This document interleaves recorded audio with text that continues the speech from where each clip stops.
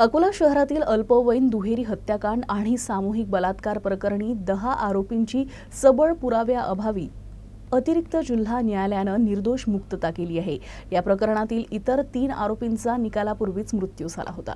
अकोला शहरातील अल्पवयीन शाळाकरी मित्र आणि मैत्रीण यांचे मृतदेह 14 जून 2008 रोजी गायगाव जवळच्या बाराखडी रेल्वे पुलावर छिन्नविछिन्न अवस्थेत आढळून आले होते।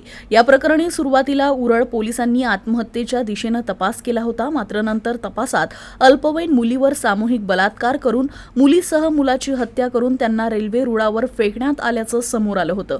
या प्रकरणी 25 जून 2008 रोजी उरळ पोलीस ठाणे येथील आरोपी मनीष खंडारे याच्यासह 13 जणांना अटक करून खटला दाखल करण्यात आला होता।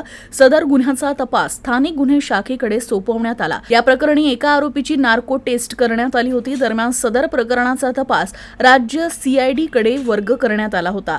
तपास पूर्ण करून न्यायालयात आरोपी विरुद्ध दोषारोप पत्र दाखल केलं होतं।